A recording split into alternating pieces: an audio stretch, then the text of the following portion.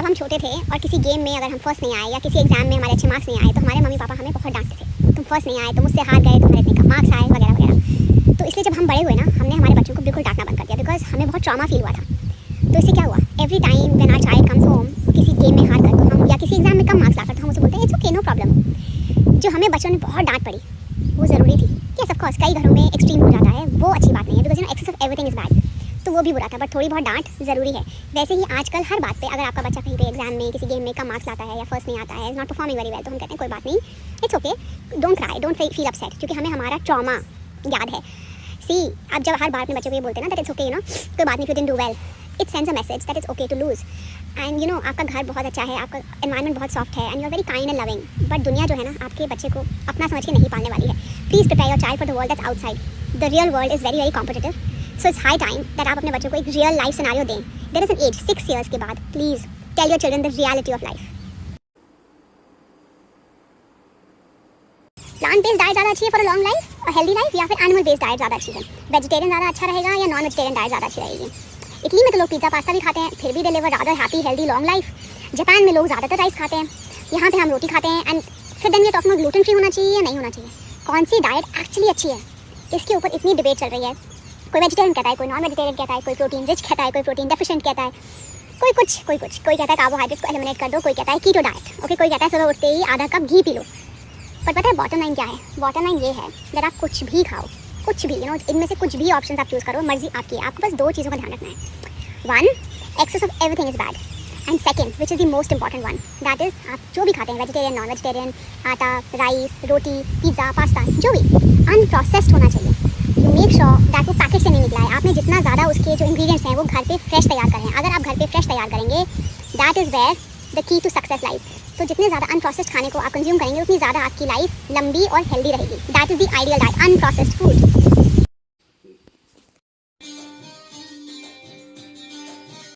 पता है एक्चुअल में इतना महंगा नहीं है अपनी लाइफ में खुशी खरीदना, कंटेंटमेंट खरीदना, शांति खरीदना, पीसफुल ज़िंदगी बिताना, to be able to actually live a happy healthy life with family. इन सब चीज़ों में ज़्यादा पैसे नहीं लगते। ज़्यादा पैसे पता है कहाँ लगते हैं? ज़्यादा पैसे वहाँ लगते हैं जब आपको ना ये सब कुछ अपने रिश्तेदारों और अपने पड़ोसियों को प्रूव करना पड़े। We spend so much more money in trying to convince others कि हम सच में खुश हैं, हम सच में हमारी फैमिली के साथ खुश हैं, हमारी ज़िंदगी में शांति है, हम एक्चुअली बहुत अच्छे हॉलीडेज़ कर रहे हैं, हम एक्चुअली अच्छे कपड़े पहन रहे हैं। आपको नहीं लगता? सारी कहानी जो है ना पैसे खर्च होने की, वो तो दिखावे में है। अपने आप को जेन्युइनली खुश रखने के लिए, कंटेंट रखने के लिए इतने पैसे की ज़रूरत है नहीं। कम में काफ़ी अच्छे तरीके से काम चल जाता है, खास करके इंडिया में। नहीं,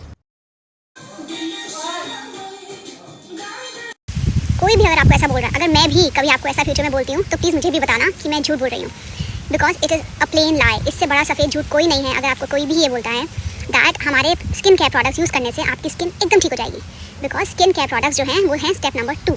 स्टेप नंबर 1 क्या होता है? स्टेप नंबर 1 है your gut, okay, your lifestyle, your mental health. अगर आप अपने स्टमक को क्लीन नहीं रखते हैं, अगर आप एक हेल्दी रूटीन एटलीस्ट हफ्ते में 5 दिन फॉलो नहीं करते हैं, अगर आप मेंटली अपने आप को फ्री नहीं रखते हैं, you do not make sure that you are stress free in life. देखो, रोज़ स्ट्रेस छोटा मोटा सभी की लाइफ में होता है, बट वो स्ट्रेस ऐसा नहीं होना चाहिए कि रात को आपको नींद नहीं आए, you keep twisting and turning in your bed and you keep tossing, but आपको नींद ही नहीं आ रही है, रात को 2-2, 3-3 बजे तक जाग रहे हैं और चिंता में डूबे हुए हैं। उस लेवल का स्ट्रेस अगर आपकी लाइफ में है, अगर रोज़ आप अपने लाइफ में, अपने करियर में इतने बिजी हैं कि आप पैकेट वाला खाना खा रहे हैं, प्रोसेस्ड खाना खा रहे हैं, अगर आपके पास इतना भी टाइम नहीं है कि आप हफ्ते में कम से कम 3 दिन 20 मिनट्स ईच, हर रोज़ 20 मिनट 3 दिन हफ्ते में एक्सरसाइज कर पाएँ, वॉक कर पाएँ, तो आप कुछ भी कर लो, कितने भी महंगे आप स्किन केयर में इन्वेस्ट कर लो, वो काम नहीं करेगा। See, skin care is step number 2। Step number 1 is a healthy lifestyle. Please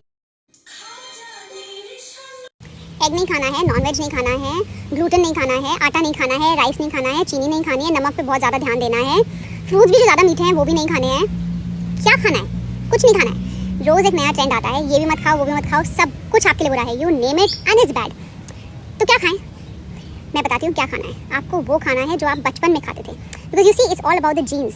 अब आपको ये बात अच्छी लगे या बुरी लगे, आपने जो बचपन में खाया है वो आपका एक मेकअप बन गया है। You know, it's what makes your body, it is what you have been raised with and it is what your body recognises. So unless बड़े होकर कोई एलर्जी डेवलप हो जाती है, कोई बीमारी डेवलप हो जाती है तो दूसरी बात है। अदरवाइज घर में बचपन में मम्मी जो खाना बनाती थी ना, वो खाना खाइए, आप बीमार नहीं होंगे। वो वाली डाइट आपके लिए हेल्दी डाइट है, घर की बचपन वाला खाने का पैटर्न। ओके, तो अगर आपको समझ नहीं आ रहा है कि क्या खाएं बिकॉज सब कुछ तो बुरा है, तो ये खाइए।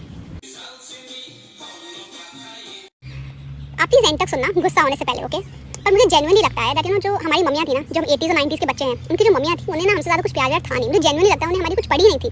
क्योंकि हम तो सारा दिन गिरते ही रहते थे, कभी हाथ टूट गया तो कभी सर फूट गया, कभी आँख पे लग गई, कभी घुटने चल गए, कुछ ना कुछ हमेशा होता ही रहता था, हमेशा गिरते पड़ते ही रहते थे, राइट। उन्हें पड़ी नहीं होती थी, इतना गिर रहा है बच्चा, कुछ तो रीज़न होगा ना, मे बी शायद पेरेंट्स का ध्यान नहीं था हमारे ऊपर।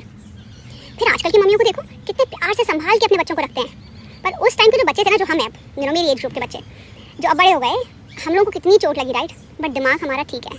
आजकल के जो बच्चे हैं ना, उनकी बॉडी तो ठीक है, फिजिकली उन्हें चोट नहीं लगी, कोई दुख नहीं है, कोई दर्द नहीं है, उन्हें बहुत संभाल के रखा जा रहा है, पर उनकी जो चोटें होंगी ना वो साइकोलॉजिकल होंगी। और साइकोलॉजिकल चोट कैसे ठीक करी जाए, आज तक तो इसका कोई फुल प्रूफ तरीका, कोई इलाज निकला नहीं है।